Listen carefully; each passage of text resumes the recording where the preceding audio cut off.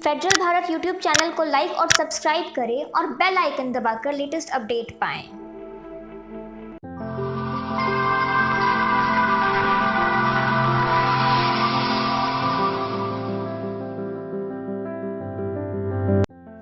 नमस्कार, आप देख रहे हैं फेडरल भारत और मैं हूं आपके साथ राहुल सिंह। आज बात करेंगे प्रशांत किशोर की, वही जो खुद को बड़ा भारतीय रणनीतिकार और राजनीतिज्ञ मानते हैं और हाल ही में उन्होंने बंगाल चुनाव से पहले यह दावा भी किया था कि वो ममता बनर्जी को दोबारा बंगाल की राजगद्दी पर बैठाएंगे। मगर यहां तो बंटाधार होते नजर आ रहा है। क्या प्रशांत किशोर के बड़े बड़े वादे खोखले नजर आ रहे हैं? उनकी बोली हुई वो सारी बातें अब मोदी जी की तरह जुमला साबित हो रही हैं। क्या हुआ वो तेरा वादा, गाना याद आ रहा है। वैसे एक मिनट, बड़े बड़े वादों से याद आया कि इनकी कुर्सी तो अभी अभी छीनी गई थी। अरे वहीं बिहार से, जेडीयू से। अब भैया पार्टी के खिलाफ बयानबाजी करेंगे तो क्या होगा? पानी में रहकर मगर से बैर थोड़ी ना किया जाता है, आप भी जानते हैं। रणनीतिकार होकर इतनी सी बात नहीं समझते प्रशांत किशोर। फिलहाल समझते हैं मामले को जरा विस्तार से। हाल ही में बीजेपी की ओर से क्लब हाउस के चैट को ट्वीट किया गया, जिसमें ममता बनर्जी के चुनावी रणनीतिकार प्रशांत किशोर को यह कहते हुए सुना जा सकता है कि तृणमूल कांग्रेस के खिलाफ एंटी इनकम्बेंसी है।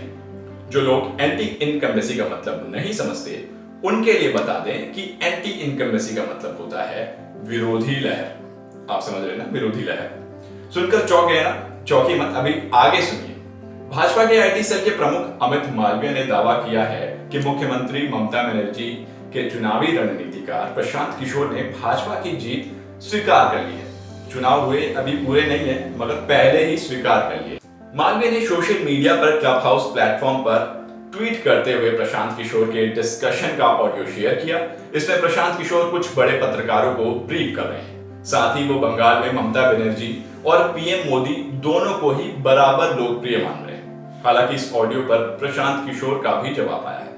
क्लब हाउस की एक सार्वजनिक चैट पर प्रशांत किशोर ने माना है कि टीएमसी के आंतरिक सर्वे में भी भाजपा जीत रही है। लोग मोदी को वोट कर रहे हैं और ध्रुवीकरण हुआ है। बंगाल की आबादी के 27% एससी और मतुआ सभी भाजपा के लिए वोट कर रहे हैं। वो मुद्दा है ही नहीं। मोदी यहाँ पॉपुलर है, हिंदी भाषियों की 1 करोड़ से ज्यादा वोट है, दलित यहाँ पर 27% है और वो पूरी तरह से बीजेपी के साथ खड़ा है। प्लस पोलराइजेशन तो है ही है। Which way is the Matua community going, Prashant? Matua will be predominantly voting for BJP, not as unitedly as they did in Lok Sabha. लेकिन मुझे लगता है अभी भी मथुआ will 75 बीजेपी 25 तृणमूल। इसी को लेकर अब प्रशांत से एक सवाल पूछा गया कि एंटी इनकम्बेंसी जहां तक सवाल है तो पीएम मोदी के खिलाफ क्यों नहीं? तो भैया इसके जवाब में प्रशांत किशोर ये कहते हुए सुनाई पड़ रहे हैं कि 15% से 30% ऐसे लोग हैं जिनको मोदी में भगवान दिखते हैं। अभी हम जो सर्वे कर रहे हैं उसमें मोदी और ममता बनर्जी को बराबर लोकप्रिय बताया जा रहा है। मतलब गजब हो गया।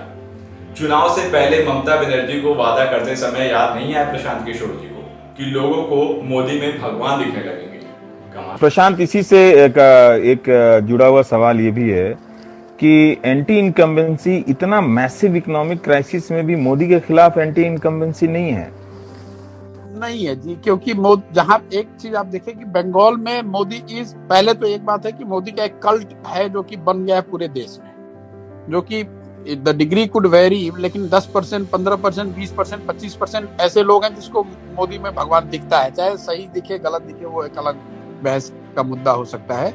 स्पेशली जो यहाँ हिंदी भाषी है वो मोदी का सपोर्ट का कोर है। प्लस जो एंटी इनकम्बेंसी है वो स्टेट गवर्नमेंट के खिलाफ है, सेंटर के खिलाफ है नहीं। और मोदी है पॉपुलर, यहाँ काफी पॉपुलर है। अगर आप लीडर का हम लोग सर्वे कर रहे हैं तो मोदी और ममता इक्वली पॉपुलर। अब आइए आपको बताते हैं मालवीय ने जो चैट शेयर की है उसकी कुछ अहम बातें। सबसे पहला, मुस्लिम तुष्टीकरण से लोगों में गुस्सा। मालवीय ने जो ऑडियो शेयर किया उसमें प्रशांत किशोर कह रहे हैं कि वाम दलों कांग्रेस और टीएमसी ने हालात के हिसाब से पिछले 20 सालों में मुस्लिम तुष्टीकरण किया है। इस वजह से ग्राउंड पर आक्रोश दिख रहा है। नंबर दूसरा, मोदी पूरे देश में पॉपुलर। ऑडियो में प्रशांत बोल रहे हैं कि मोदी बंगाल ही नहीं पूरे देश में पॉपुलर हैं। इसमें कोई संदेह नहीं है, पूरे देश में लोग उनकी बातें सुन रहे हैं। तृणमूल के खिलाफ एंटी इनकम्बेंसी है, वोटों का ध्रुवीकरण भी सच्चाई है, एससी वोट भी एक फैक्टर है, भाजपा के पास जमीनी कैडर है। नंबर तीसरा, ऑडियो के ओपन होने की जानकारी नहीं थी। ऑडियो में जब टीएमसी के चुनावी रणनीतिकार को इस बात का एहसास हुआ कि क्लब हाउस का रूम ओपन था और उनकी बातों को सिर्फ कुछ जर्नलिस्ट ही नहीं बल्कि पूरे लोग सुन रहे हैं, तो उन्होंने आखिर में पूछा कि क्या ये ओपन है। अब पूछने से क्या फायदा भैया, जब चिड़िया चुग गई खेत।